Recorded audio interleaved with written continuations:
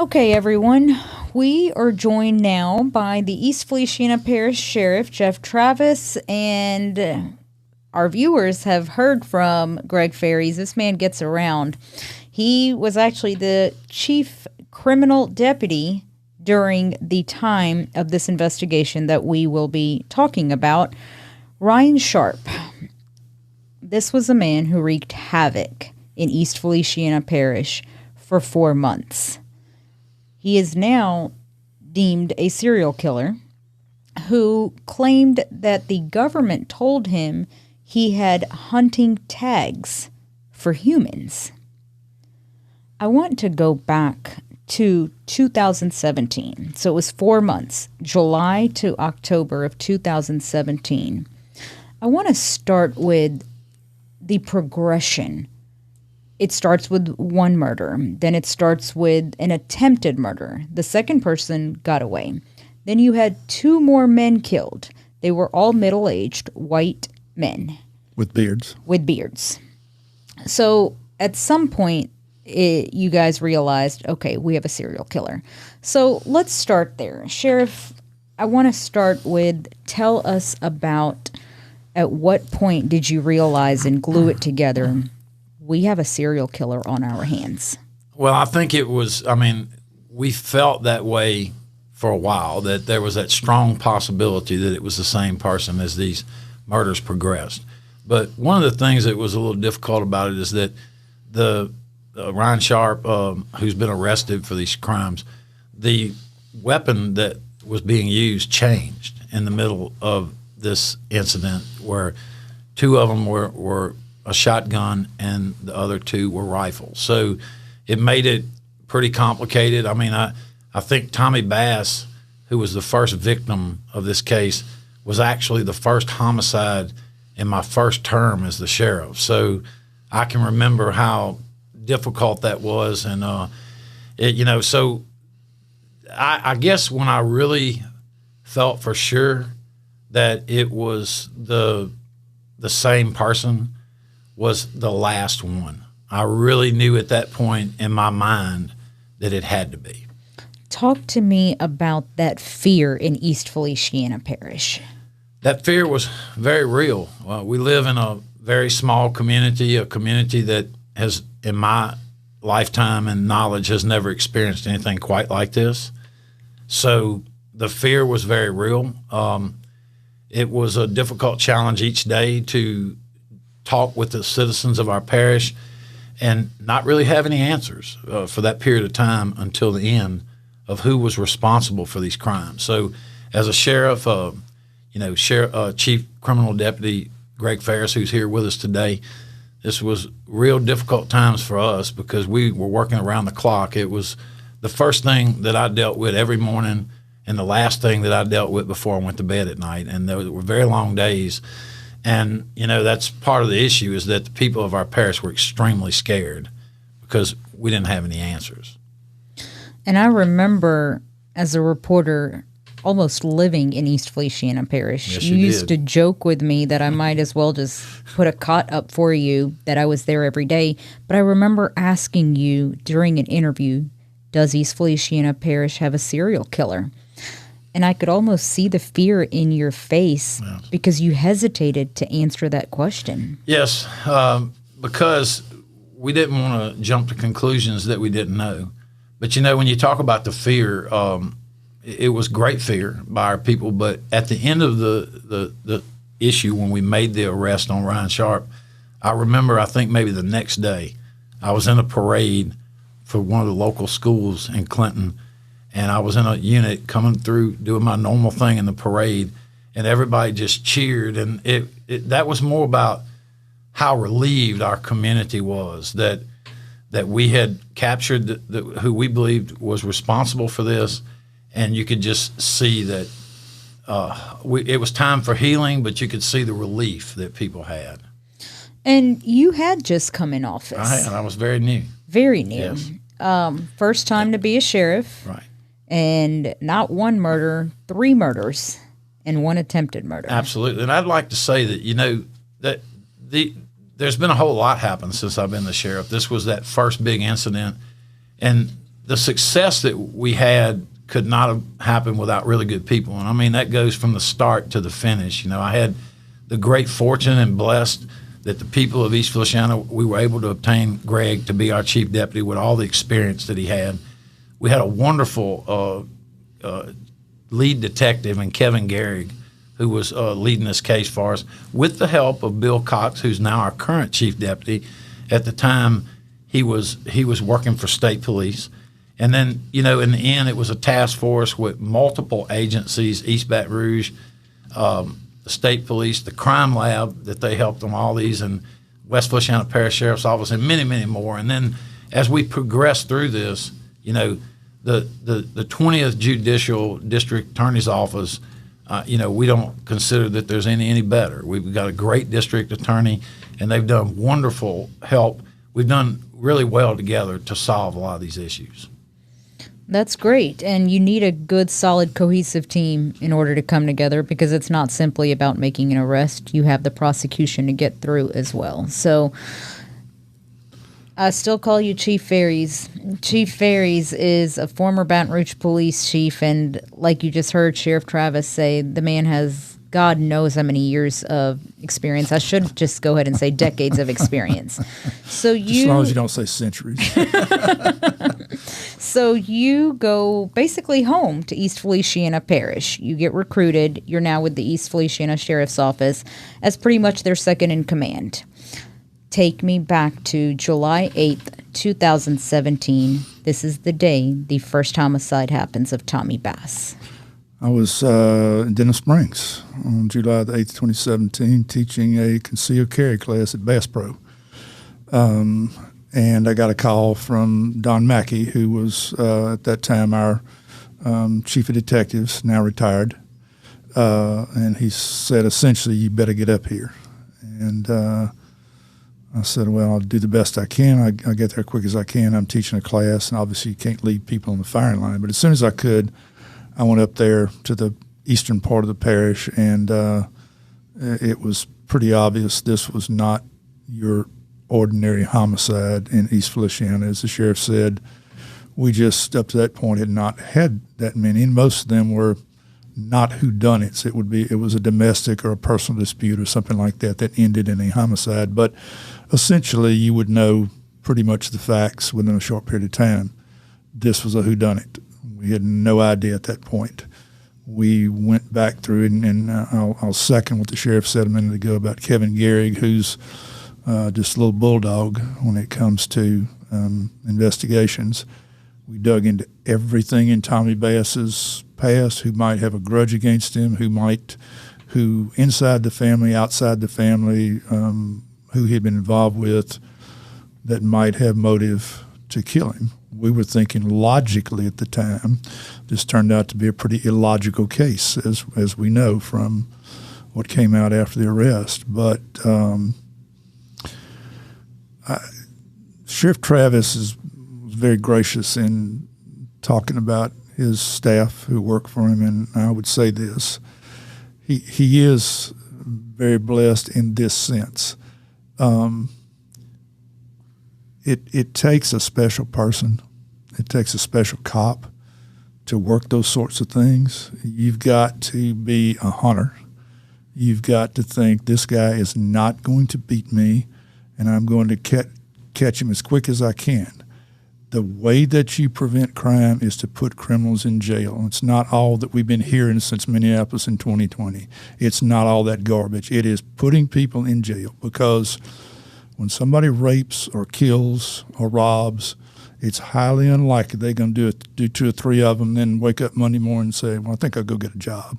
They're going to continue doing what they're doing, so you got to interrupt their career. And to do that, sometimes you don't go home. And we were very, very fortunate to have Don and Kevin and Bill, and I got to give credit to the sheriff mentioned East Baton Rouge as one of the participants in the task force. Todd Morris is of that same stripe. I grew up like that in Baton Rouge, where you didn't go home after a bad crime until you solved it. And I guess let me add that all the names you've mentioned, they all have decades of experience. Yeah, and they do. Officers are built from a different cloth. And detectives from yet a different cloth. Yes, there is no sleeping. And big case detectives from yet a different cloth. Yep. So it becomes personal. The community is counting on you. East Feliciana Parish is a small community. It's a parish. It's more of a country parish. They are leaning on you to do everything. Not just to catch the guy, but to make a good case. The sheriff a minute ago alluded to Mr. DeQuilla, our DA, who's got to try this case, who's already tried it once and won 11-1, and now has to retry it because of the Supreme Court decision mandating a unanimous jury verdict. So you always do what you do looking to what you're going to be able to give the DA and what he's going to be able to do with it, and even looking to the appeal. So you can't just – you got to be a hunter, but you've also got to be a technician. You've got to give the DA something he can work with. I remember, and I apologize, I'll go back, but in my career as a Baton Rouge chief, we had one of our quote-unquote detectives make a horrible case on a very high-profile murder.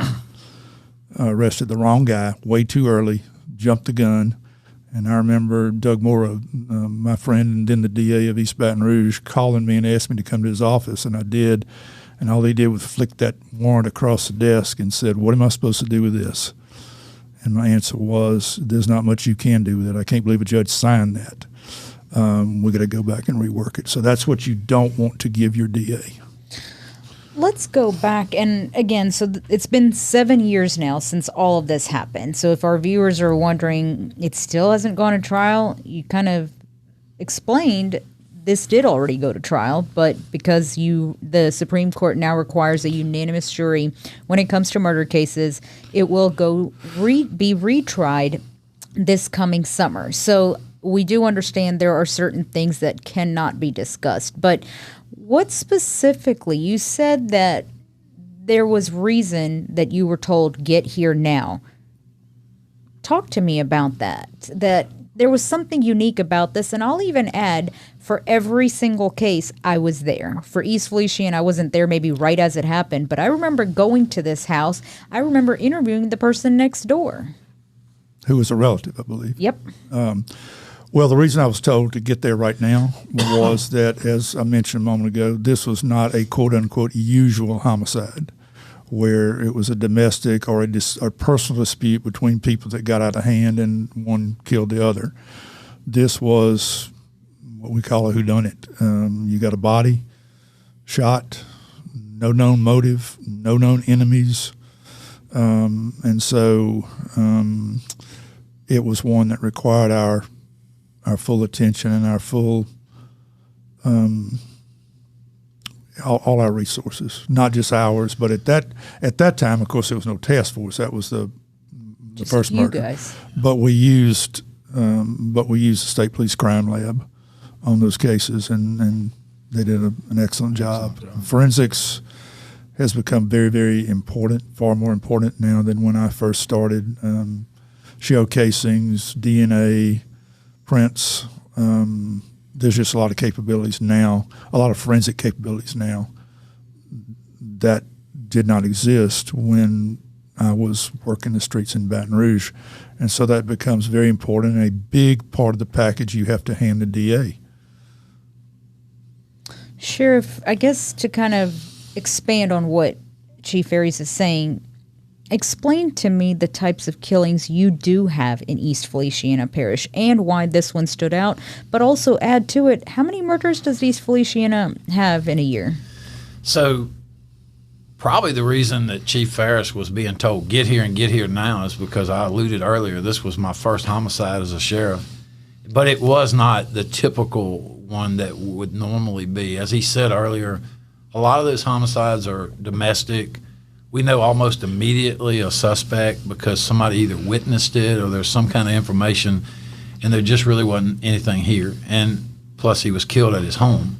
When we got there, no witnesses or anything. So we've had quite a number of homicides since I've been the sheriff. Thank goodness that that has settled down.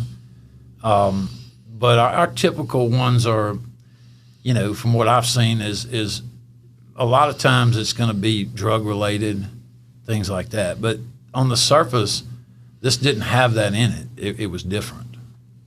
And Tommy Bass was outside in his own yard on the driveway, if I remember correctly, That's coming correct. out of his garage. Right by his little shop. Yeah, Yep. his little garage. When he was The sheriff was killed. gracious enough not to put it that as soon as I left, the homicide settled down.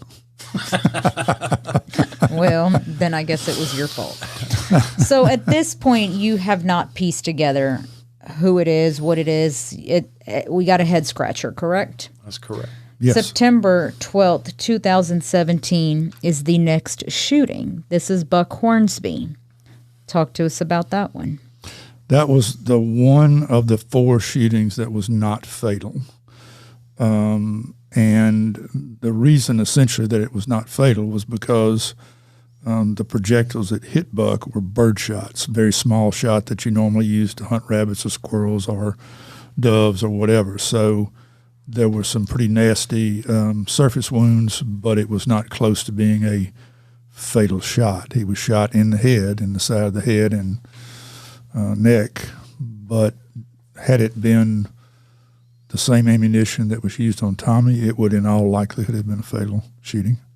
Yeah. And Buck, again, I remember interviewing him, and the man had numerous pellet wounds and even some pellets in his body. Correct? He had a lot of wounds. I don't know how many remain now, but he had a shotgun shell that type contains several hundred pellets because they're very small, and a lot of them hit him. Not even 7 days later, you have a man, Carol Breeden, a Brett commissioner, shot and killed, also in his yard. Just across the line in East Baton Rouge. Very close. Yeah. And so this is one of those, you can throw a rock from East Feliciana Parish into this part of East Baton Rouge Parish. This is all rural areas. Yes, And that family, the Breeden family, was so close to the line, and their children actually grew up as part of the community in East Feliciana. So we knew them all. Even though they were in EBR, they were very, very close to East Feliciana and very acquainted with most of the people there. Because this one technically was out of jurisdiction, is this when the task force came in, or is this where the sheriff's office said, hey, Chief Ferries, you come on as well because we think these might be connected? Well, at that point, they were starting to look pretty connected for sure. And we did have people go to the scene, I believe. I did not go to the scene. I was tied up out of town when Mr. Breeden was killed. But we did go to that scene. Our detectives did go to that scene because, as the sheriff talked about earlier, at that point, it began to look more and more like one person was doing all of these. Sheriff Travis, did you go out to that scene? To the Breeden? Yes. No, ma'am. Tell me about that case, though, that at what point did you realize something's off here? Well, that case, I'm not sure if I'm going to be entering into an area or not, but that's where I mentioned earlier that the weapon changed in that particular case. I remember that. Yeah, and the choice of weapon changed, and that made it somewhat confusing, but there had so many similarities. And I remember saying this many times when we were interviewing this, when I would get that question, do we have a serial killer? The answer was, we have to consider the possibility that all 3 are separate and investigate them to their end, but also consider that they could be connected. So we couldn't really be closed-minded, but they were, at that point, as Chief Ferris said, they were all becoming very similar. So that was I'm going to go and say the political answer. That was what you tell the reporters. That's what you're telling the viewership as far as you don't want to worry them, but on the flip side, you need to let them know. The behind-the-scenes conversation, at that point, were you guys saying, I think we have a serial killer? Well, the term serial killer, particularly in Baton Rouge, particularly now after Derek Toddley and Sean Gillis, is just radioactive. The language is just radioactive. And so when you use that term publicly, with the media or in any kind of a public appearance. Right. It ramps up fear. That's one thing. The other thing is if you call it a serial killer and it's not, it's two or more people doing these and maybe a copycat type situation where somebody says, well, I can, it looks like they've had two. I can go take care of business on mine and make it and make it look like somebody else. Now, if a sheriff or a chief deputy or somebody who is seen as an authority figure goes out and calls it a serial killer and says they're all the same guy, you've created another huge. You just handed the defense a gift, and you've made a huge problem for the DA, and you're going to have an interesting day on the stand when you go to court. Interesting. If so, you better be right. And at this point, like you said, we still are not 100% sure. That's correct. I mean, they had so much similarities that the common sense thing was that, that they were connected, but we didn't have the evidence that they were. Let's go to October 9th. Brad DeFranceschi, a local scout leader from Avondale, the camp. Yes. October 9th, 2016. Take me to that day. Well, I was in Baton Rouge again. I was having a business lunch at Little Village on Airline Highway, which is about as far as you can get in East Baton Rouge Parish without getting to Ascension. And I was just about to start the lunch, and Don Mackey called me again and said, "You got to get up here right now." And I said, "Like, why?" And he told me, and of course I had to go in and make my abject apologies, get in the car, get in the truck, and going up to 63, Highway 63 in East Feliciana, which is a couple of good golf shots from the East Baton Rouge East Feliciana, Parish Jail, where my office was. And the scene was still there. Everything was still there. And of course, at this point, there wasn't much doubt in our mind that because of the similarity in the way the crimes were done, and at the end, the similarity, the last couple of a weapon. So at that point, it was the fear and the concern in the whole parish had been really building throughout the July to October time period. And as I told the sheriff before, I've worked a lot of big cases in Baton Rouge, but I don't think I ever felt the pressure that I felt in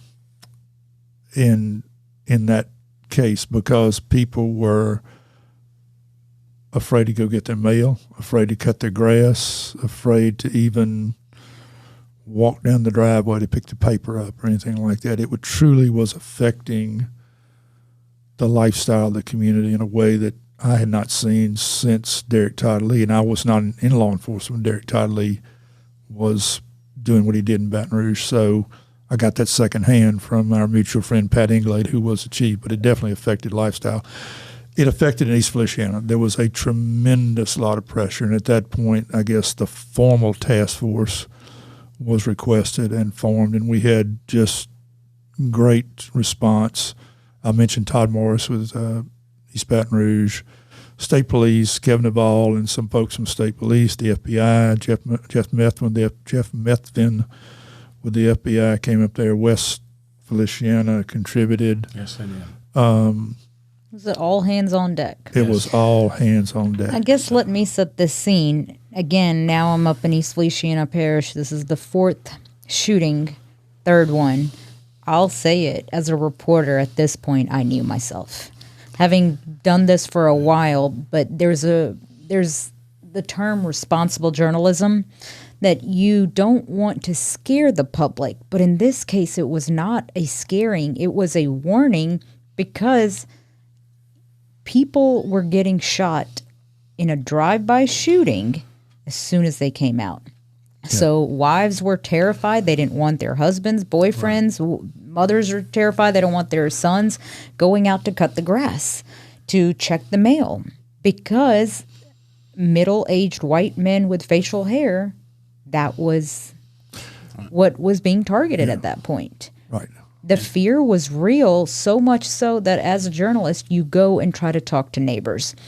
I was a little scared at this point now. I'm not saying I'm a white man in my 50s. No, you're not. No. With facial hair, but still, I was scared in a sense of, what if this car drives by? And having interviewed with Buck, he had kind of mentioned to me as well that what this vehicle looked like. There was fear. There was fear as me as a reporter, and I was simply visiting East Feliciana Parish on a daily. If I lived there, that, like you said, that fear was real.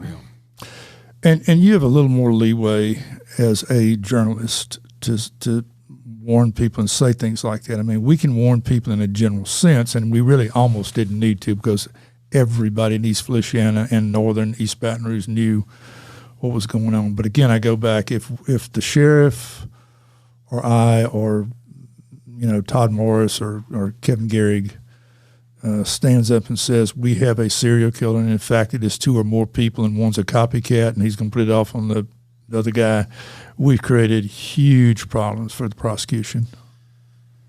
So, yes, I was at the jail that day that this happened, and as he said, a couple of golf shots away from the East Feliciana Parish Prison. So when I got the word, I was there within about 3 or 4 minutes. And I actually saw Brad DeFranceschi take his last breath. I was actually on that scene almost immediately because I happened to be at the jail.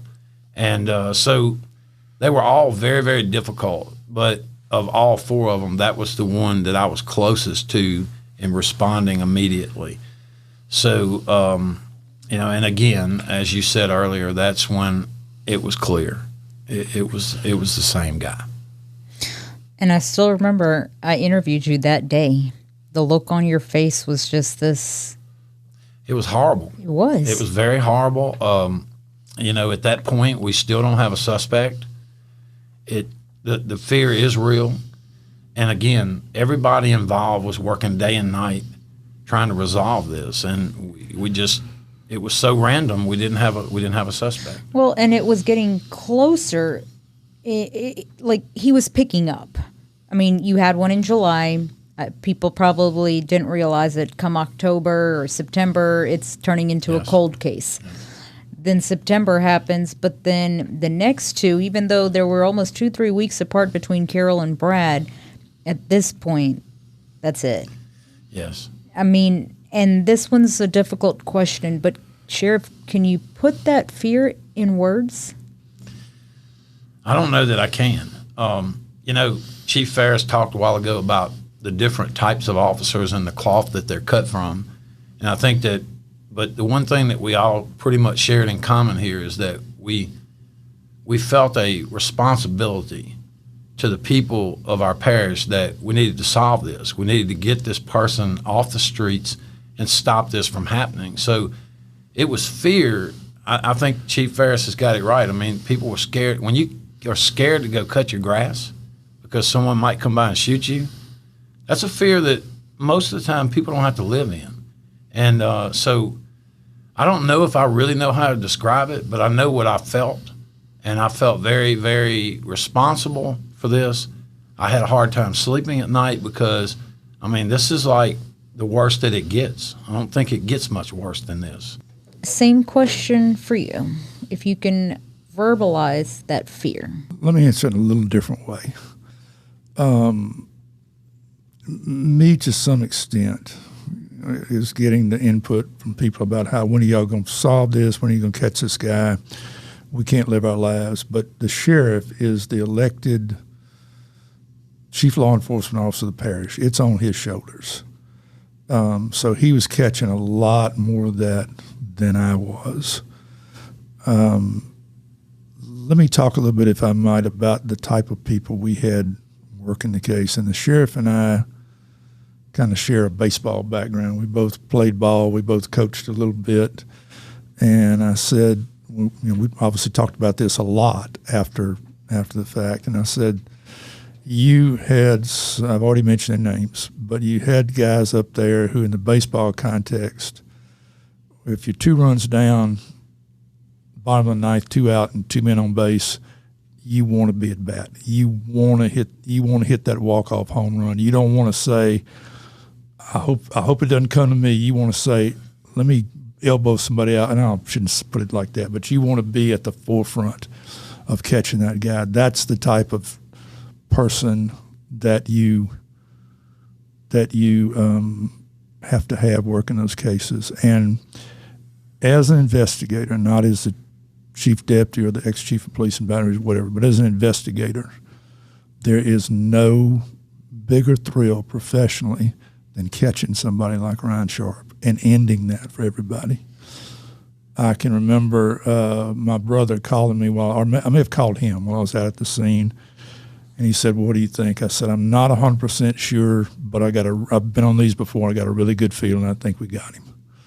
And just the relief that you had. The sheriff mentioned a couple of days after that, I guess, was the parade. I wasn't at the parade. That's more of a political event. But I remember the sheriff coming back to the office of the jail, wherever I saw him, and said, when my car float, whatever, I don't even know what you were on, a car passed by, everybody stood up and cheered. And I thought, yeah, that's what it's about. And that's East Feliciana Parish. Yeah, right. Let me go back, though. I remember talking to both of you. I mean, there were times that we were conversing all hours. As a reporter, you do not work 9 to 5. No. But as a law enforcement official, you definitely do not work 9 to 5. These are long hours. You don't do it for the pay. You do it because you love what you do. But you getting that person means probably one more person not dying. That's right. Absolutely. And that's the point we were making earlier is people who do those kinds of crimes, who do violent crimes, don't just quit. They keep doing them until they were caught. I will never forget the moment that I approached that car when it stopped and looked and thought, that's him. We got him. Well, and I want to go back to that, but I want to touch on one thing so after Brad DeFranceschi has died now, all the detectives who work for the East Feliciana Sheriff's, majority of them, if I'm not correct, if not all sheriff, they all live in East Feliciana Parish as well.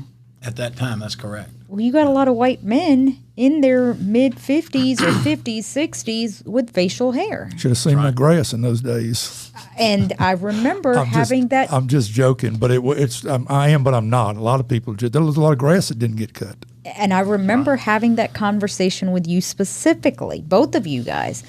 Talk to me about that the fear, even you have a job to do, but there's also somebody might have a wife, somebody might have a mother, a daughter who is saying, Daddy, please don't go outside. But he's also a detective with the sheriff's office. Can you guys expand on that? Well, I think, I don't know what those conversations were, but... Or even with you. I think that everybody that was a key player in that, and I'm going to leave some out, and to them I apologize if they see this podcast, but people like Don Mackey and Kevin Gehrig and Bill Cox and Todd Morris and myself, you just go do it. You just go do it. You try to make it right with your family and friends, but you just go do it. That's why you did what you did, and why you chose not to just be the work my shift and go home. You became a detective, and you became a big case detective. That's why you did it. One of the things that I just thought about that made me remember when Chief Ferris was talking about people scared to cut their grass and things like that. I can remember after we made the arrest, like a day or so later, I went out into the Bluff Creek area because that's the area where all these things happen, or pretty much all of them did happen there. And I seen a guy in his yard cutting his grass. And I don't know why, but I just decided I was going to pull in there. And he comes up and he's like, thank you so much, Sheriff. This is the first time that I've actually been able to cut my grass this year. I was scared to death. So, that was a great feeling to know that we had made the arrest of what we believe was the right person, and that we have restored peace and helped with that fear that the community has.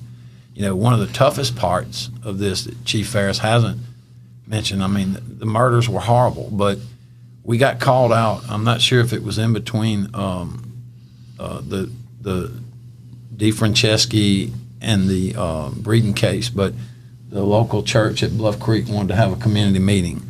And that was hard because at that point, we still didn't have answers that we needed. And I really didn't know, other than, you know, we gave them a lot of good information about how to protect themselves and how to do things and how to make sure that they take care of their families and be cognizant of what's happening. But, you know, when we were talking to those folks, we had to consider that the killer may be in the audience. Right. We didn't know. And, you know, another thing that I want to kind of give a shout out to, he's retiring. He didn't run this time, was the St. Helena Sheriff, Nat Williams, who's a very good personal friend of mine. He backed me a lot. And I remember when we had that, we were right there and we were working closely together, talking, because it could have been somebody from we were right by the river, right, which starts his parish. And I asked Sheriff Williams to attend that night, just to show that we're working together and those kind of things. And he did. And he said some very nice things that was very helpful for me. Yeah, he's a great guy. Yes, and was a super partner with us for the time I was there, I'm sure. He was. Huh? Let's see, this time, he served one more term after I left. He's a friend that I'm going to miss. It's time for him to retire, but we work very well together. Yep, we have a new sheriff who will get sworn in July of this year. That's right. So you have 4 shootings, 3 people have died, 1 person has survived. It's bad. In East Feliciana Parish, it's bad. The task force has officially been formed. I still remember, and I'll say this as a reporter, we share a pretty close bond. I've known both of you guys for a long time. Even the DA up there, I've known him for a long time. The attorneys, having done this for so long, you get to know these people. Right. And I remember having conversations with you guys that don't go check your mail. Don't cut your grass. Don't do this. Don't do that. And the fear became really real that this could hit home. It's not easy going to talk to these family members. Very difficult. That widow in Kayleen's place, it happened pretty much in front of her. Her kids, like they watched it happen. Talk to me about that part of the job. Probably the toughest thing that you have to do as a detective or detective investigating homicides or homicide detective is to go tell the family that their husband, wife, son, whatever, has been killed. It's awful. I've had to do it a lot, and it does not get any easier. But when you witness it, I can't even imagine what that was like. But I want to say this, and I'm sure if I might let you do it, but I'll sometime after we arrested the guy and solved that case, Kayleen's dad, who is a retired Baton Rouge police officer and was a colleague of mine and moved up to East Feliciana, and he's pretty well known as a cook. He invited everybody involved in that case as an investigator to come up to his house one night, and he cooked for us. And it's those sorts of things. And the hand the sheriff got a couple of days later at the high school homecoming parade, and getting out of the car, he and I, the sheriff and I, and walking from Avondale Scout Camp to where the service was held to the Masonic Cemetery just outside town, walking behind the hearse. And the comments we got there after he was caught, those are the sorts of things that, in addition to the duty of catching somebody like that, those are the sorts of things that really make you feel like you've made a difference in your parish, particularly a small parish. remember when the sheriff ran for re-election in 2019. That's got to be nerve-wracking. I know for a fact it's nerve-wracking. But I remember us having a conversation. I said, well, you got us through the flood of 2016. We caught the serial killer, and we controlled a demonstration after a officer-involved shooting. We had essentially a national class demonstration on the courthouse square with no more deputies than you could fit inside this small room we're in.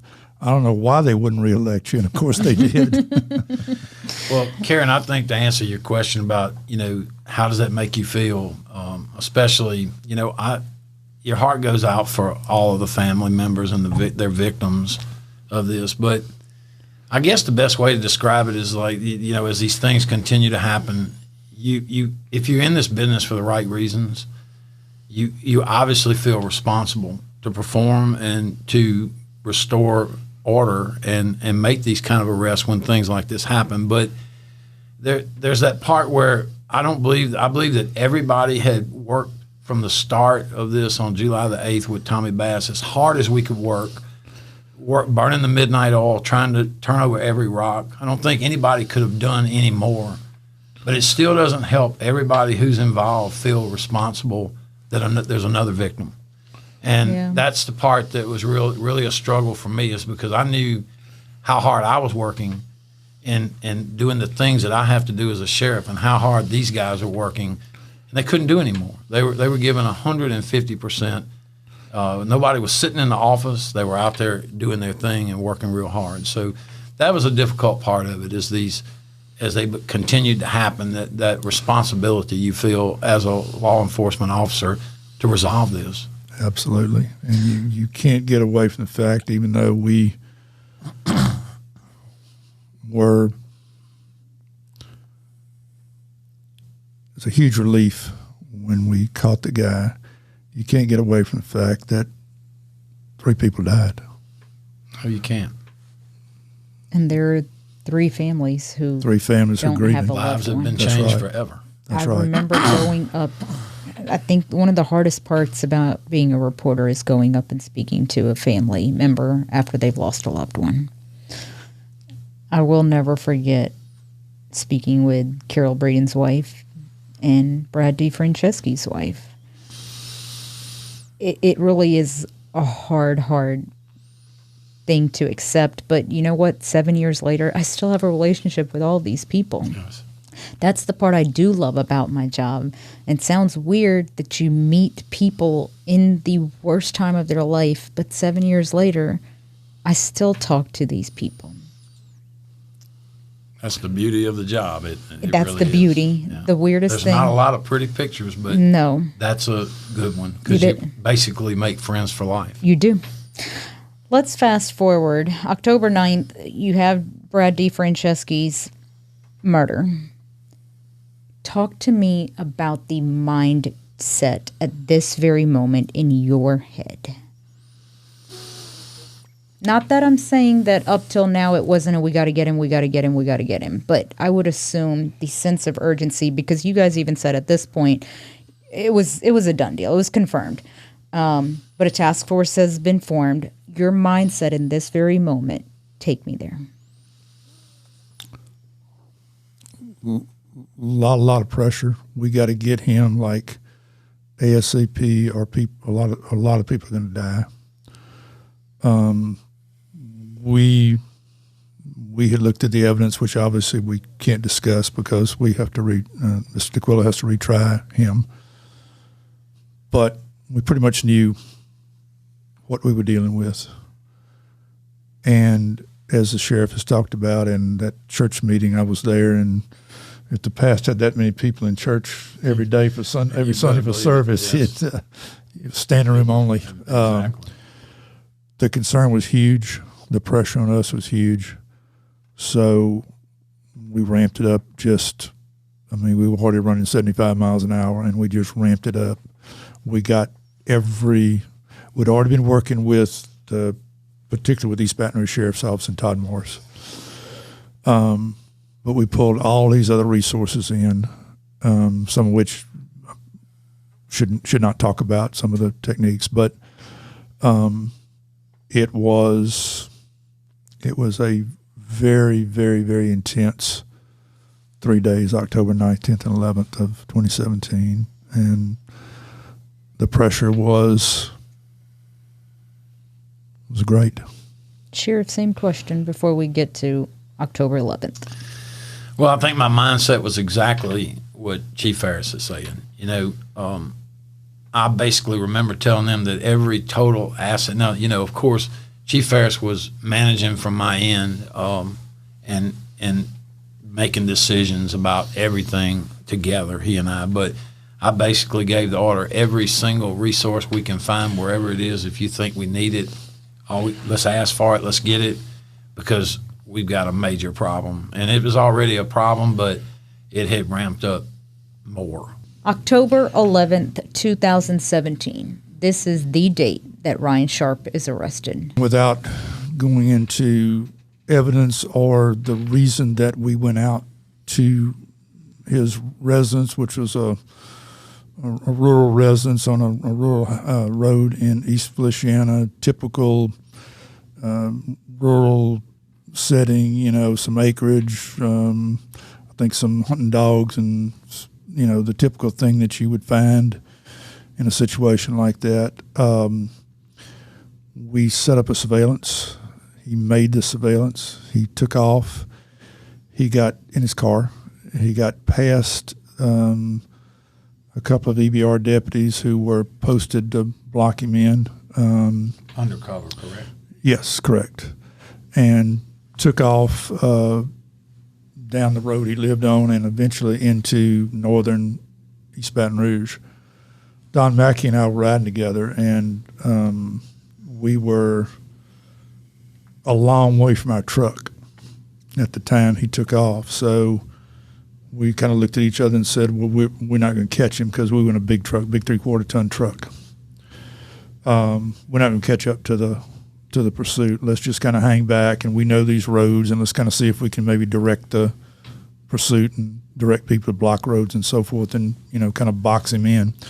That didn't work. He slipped the pursuit, came back into East Feliciana, and approached us like head on at high speed. And Don said, I'll edit this a little bit, "Look at that crazy son of a gun." I said, "That's the crazy son of a gun." And he stopped very close, nose to nose to us. Don's driving. I'm on the right front of the truck. I had a carbine. I had an AR in there, but things happened so fast. I looked at my carbine and said, "I don't think I have time." And I just jumped out with my handgun and approached the A-pillar, so to speak, on the driver's side, and he had a rifle in the truck right next to his right leg.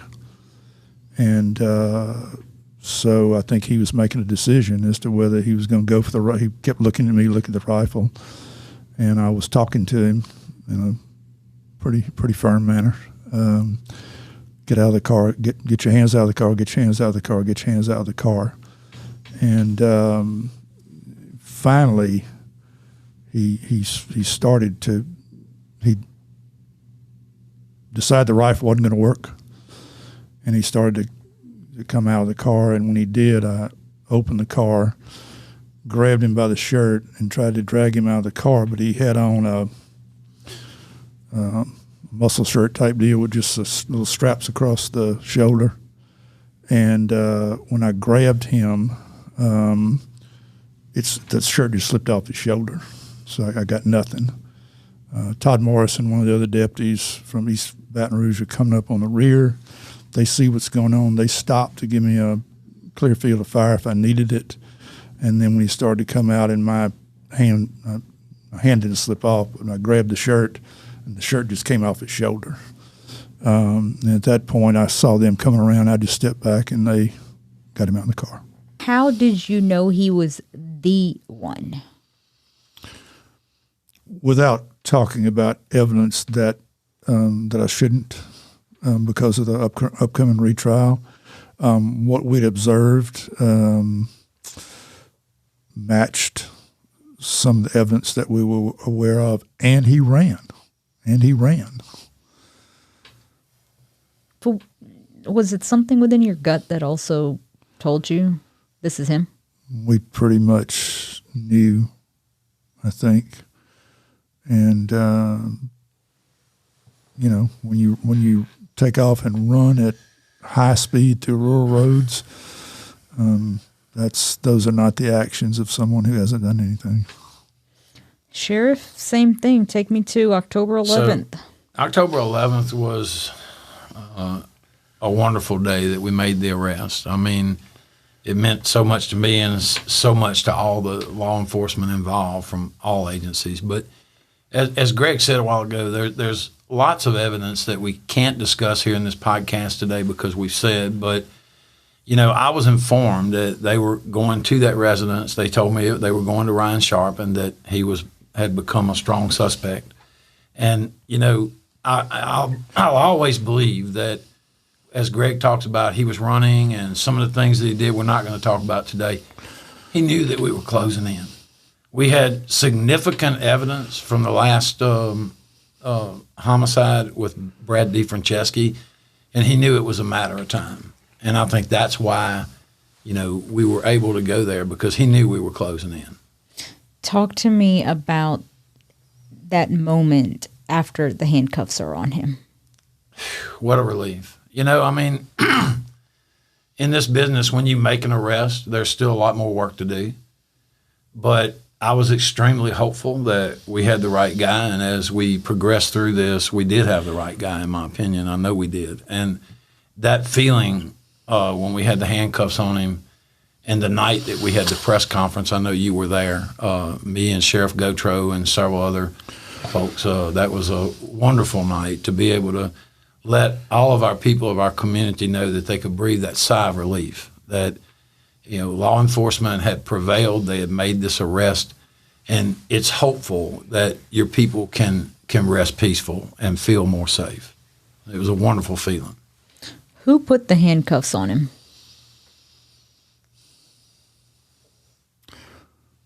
Somewhere between myself, Todd Morris, and I think JJ from EBR, and Don Mackey. That's who was right on the car.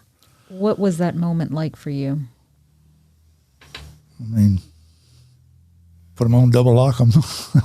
Just. But was it? It's like you said that you called your brother. Was it a sense of relief? What was going through your mind in that very moment? Make sure that we handled the car in a evidentiary sound way, because there might very well be evidence in the car. We had to get a wrecker out there, get it transported under escort because of the chain of custody of evidence to the LSP crime lab for their. You don't just because the handcuffs are on. Now, I was being a little facetious. That was a huge sense of relief. But there's still work to do. There's still work to do at the scene. You got to process the scene. You got to make sure the car is handled appropriately and within the rules of evidence. You take it to the state police crime lab. You take it under escort, so a police officer has it in sight at all times. So you got to work the scene. And then once the scene is cleared, and you've done all you can there, and it's sort of handed it off to the crime lab, then you can do the high five, so to speak. And I might add that, on the day of the arrest, we had two parishes who ultimately had a suspect now that had homicides in each one. We had two, and East Baton Rouge had one. And as we got into the interview work and the critical areas of that's another big piece, and a great job was done. And I from the East Feliciana Sheriff's Office and the East Baton Rouge Sheriff's Office, but in particular, Bill Cox, who's our current chief deputy, was involved on both sides as they interviewed, and he did an amazing job. Yes, he did. He really spearheaded the part that went on back at the jail, which was a huge part of it, the probable cause, putting that together and so forth, and while we were out at the scene and on the chase. Yeah, absolutely. Bill's an outstanding organizer, among other things. And I guess to explain this process to our viewership, so the law enforcement side, you made an arrest, but that's kind of just the beginning when it comes for prosecutors. You may have made an arrest, but every human being is innocent until proven guilty. But that's also where the district attorney's job now begins. The district attorney and his prosecutors also rely, though, on the evidence law enforcement provides them, and that's where you guys have to be extremely careful, which goes to what you're saying on the evidence part, that make sure nothing's tainted and make sure it's all good, clear evidence to hand over for a DA to be able to take it to court and put on a trial and show, look, judge or jury, this is why we believe this person is the person who did this. And at that point, there were countless hours spent by the district attorney of East Feliciana, Sam DeQuilla. We worked very closely together. He worked very hard, and we developed other information that was very helpful in the case. So you're right. I mean, there's a whole lot of work that the district attorney's office has got to do, and working in conjunction with all the law enforcement agencies is the huge part of it. Yep.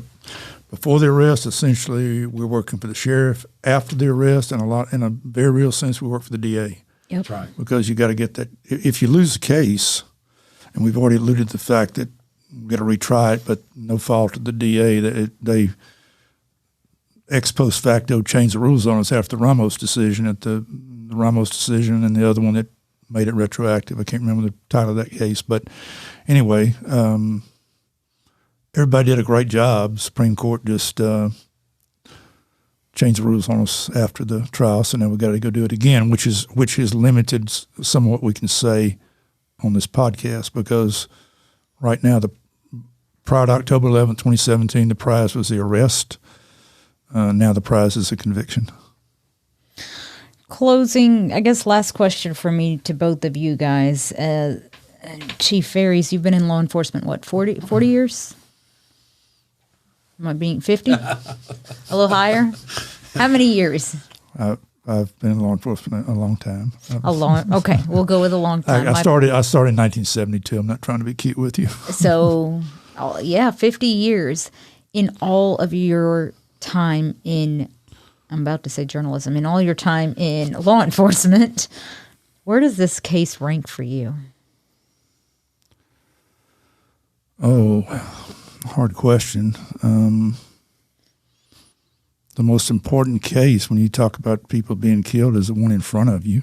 The one you work, of course, I'm not doing that anymore, but it's always the one that you're working now. It doesn't matter. It's like, okay, what have you done for us lately type deal. But it would rank very high for the reason that the sheriff talked a lot about, and that is the fact that for 3.5 months or so, the whole life and routine of an entire parish, two parishes, a parish and part of another one, East Baton Rouge, was just completely disrupted, where people, because of fear and because of justifiable fear, couldn't go about their daily lives. And so it ranks high. I would say the same thing. I think every one is important as the other, because we always want to catch our homicides, and our homicide clearance rate in East Feliciana is very high. I think that just in general, the hard work and the ability that we had to have guys like Greg come on, that basically he was East Feliciana, but he was Clinton, and all of us in the parish know the politics. I was from Jackson, and we made a great team. And, I really appreciate him from the bottom of my heart coming on in the beginning, and me having the ability to get competent people to do that job for us. Now, I think we're all going to always think, woulda, shoulda, coulda, if we could have done this, if we could have found that out, could we have prevented something? If we're not thinking that way, we're probably not doing the type job that we should do for our people. But I'm just very proud of the hard work and the conclusions that came out of that. And as Greg said, we're going to focus hard on the conviction and get through this. Any closing thoughts? Just to reiterate, I've said it before, but it's so important that when you have something like this, you have to have the Bill Coxes and the Todd Morrises and the Kevin Garrigs and the Don Mackeys who are just going to bulldog it until they win. And you have to have a sheriff who's going to let you and encourage you to do that. Just turn you loose. Turn you loose to do your job. And we had all that. And although we were successful, we can't forget that 3 people died because of the actions of this individual. I'm just glad we were able to limit it to that. But it doesn't take away the tragedy those families have experienced, and they'll never get over it. Agreed. Well, we thank both of you for joining us. The trial will obviously go forward in the summer of 2024. We hope that we both will be able to join us after it's all over to actually be able to talk about some of the things that we were not able to discuss, but obviously for obvious reasons we cannot discuss specific things to avoid tainting the district attorney's case. So to the sheriff, to Chief Deputy, we thank both of you guys. I know y'all are both very busy men. Thank you both for taking part in this and taking time out of your days. Thank you.